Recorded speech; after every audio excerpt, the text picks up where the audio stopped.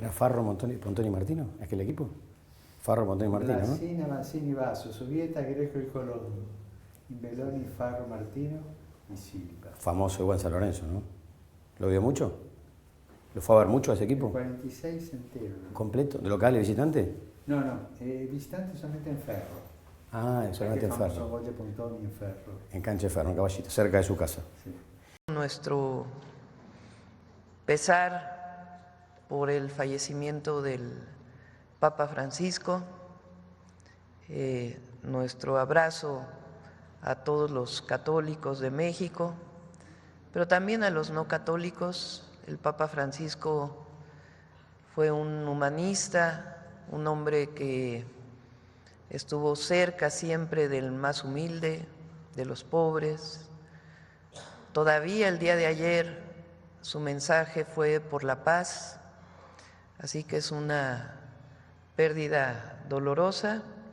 Que en paz descanse. Nuestro abrazo y cariño a todo el mundo y en particular a las y los católicos de México.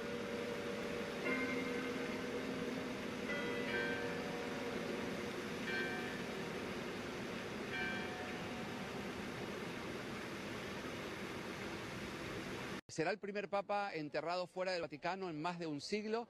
Seguramente lo han mencionado ustedes muchísimas oportunidades en el día de hoy, pero será en la Basílica Santa María Maggiore, la basílica que él quiso ir a visitar de sorpresa hace poco más de una semana cuando había dejado el hospital. Es la misma basílica que el Papa visitaba cada vez que iba a emprender un viaje al exterior. Han sido más de 60 a lo largo de sus 12 años de pontificado. Y cuando regresaba a Roma, antes de volver al Vaticano, él era realmente muy devoto de esa Virgen. Quería también ir a agradecerle por cómo se había desarrollado el viaje. Lo estábamos mencionando recién.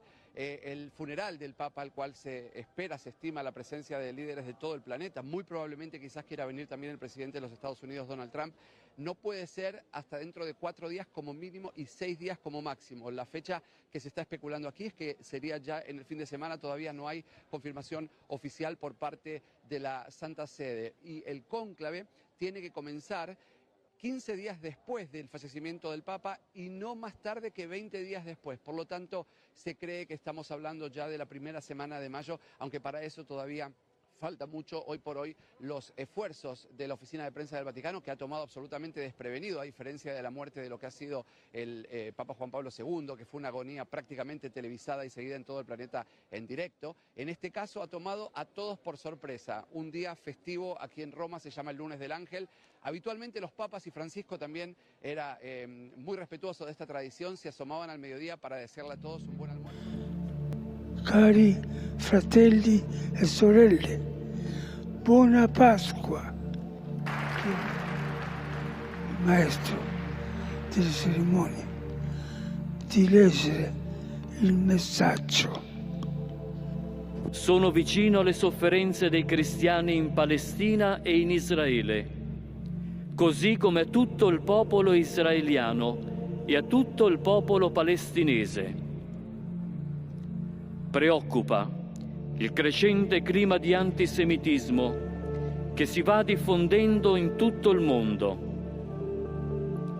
In pari tempo il mio pensiero va alla popolazione e in modo particolare alla comunità cristiana di Gaza, dove il terribile conflitto continua a generare morte e distruzione e a provocare una drammatica e ignobile situazione umanitaria.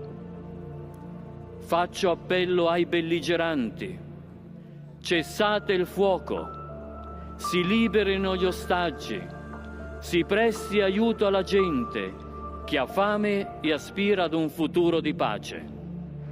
Preghiamo per le comunità cristiane in Libano e in Siria, che mentre quest'ultimo paese sperimenta un passaggio delicato della sua storia, ambiscono alla stabilità e alla partecipazione alle sorti delle rispettive nazioni. Esorto tutta la Chiesa ad accompagnare con l'attenzione e con la preghiera i cristiani dell'amato Medio Oriente. Un pensiero speciale rivolgo anche al popolo dello Yemen, che sta vivendo una delle peggiori crisi umanitarie prolungate del mondo a causa della guerra. e invito tutti a trovare soluzioni attraverso un dialogo costruttivo.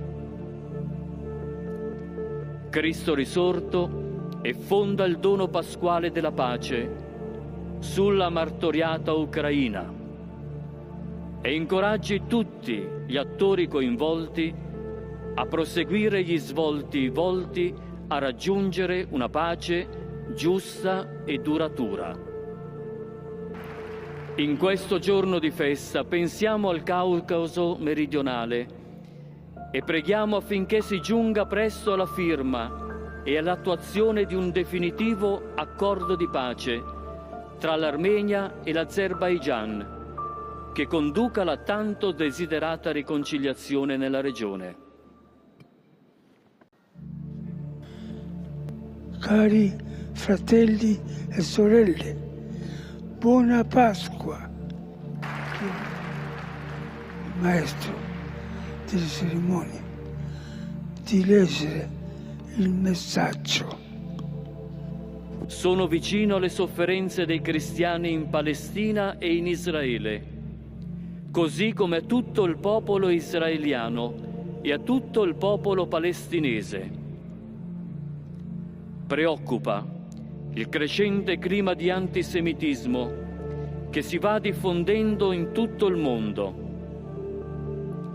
In pari tempo il mio pensiero va alla popolazione e in modo particolare alla comunità cristiana di Gaza, dove il terribile conflitto continua a generare morte e distruzione e a provocare una drammatica e ignobile situazione umanitaria. Faccio appello ai belligeranti: cessate il fuoco, si liberino gli ostaggi, si presti aiuto alla gente che ha fame e aspira ad un futuro di pace. Preghiamo per le comunità cristiane in Libano e in Siria, che mentre quest'ultimo paese sperimenta un passaggio delicato della sua storia, ambiscono alla stabilità e alla partecipazione alle sorti delle rispettive nazioni. Esorto tutta la Chiesa ad accompagnare con l'attenzione e con la preghiera i cristiani dell'amato Medio Oriente. Un pensiero speciale rivolgo anche al popolo dello Yemen, che sta vivendo una delle peggiori crisi umanitarie prolungate del mondo a causa della guerra, e invito tutti a trovare soluzioni attraverso un dialogo costruttivo. Cristo risorto e fonda il dono pasquale della pace sulla martoriata Ucraina e incoraggi tutti gli attori coinvolti a proseguire gli svolti volti a raggiungere una pace giusta e duratura.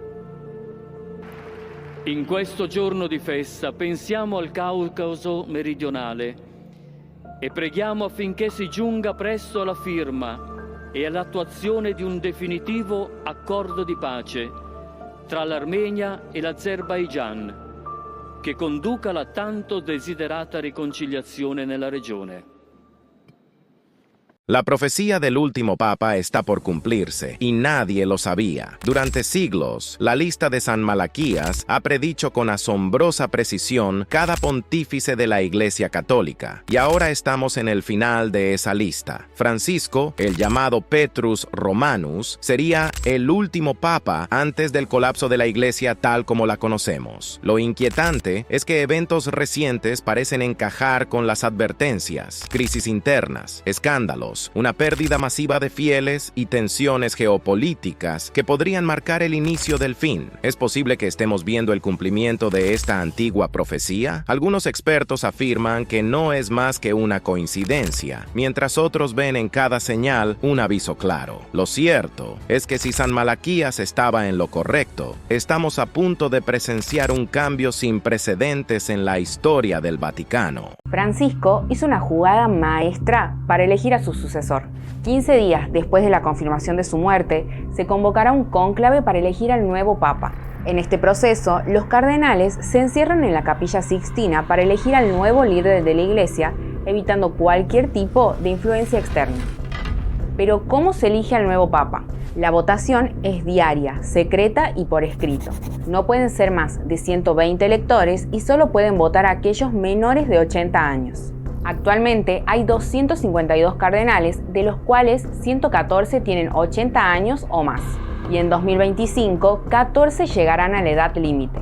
Si no hay acuerdo, el humo que sale de la chimenea de la capilla es negro, pero si se alcanza la mayoría de 2/3, el humo será blanco. Habemos papa. En este contexto, hay muchos que creen que Francisco planeó una estrategia para garantizar que su sucesor sea alguien que tenga ideas reformistas. Durante su papado, nombró al 80% de los cardenales electores, muchos de ellos de Sudamérica y de países no europeos, aunque Europa sigue siendo el continente que más cardenales suma. Algunos de los candidatos favoritos de Francisco y que están en la mira para sucederlo son el ganés Peter Turkson, el italiano Matteo Zuppi, Fridolin Ambongo Besungu del Congo y Mario Grech de Malta. ¿Quién crees que podría ser el nuevo papa?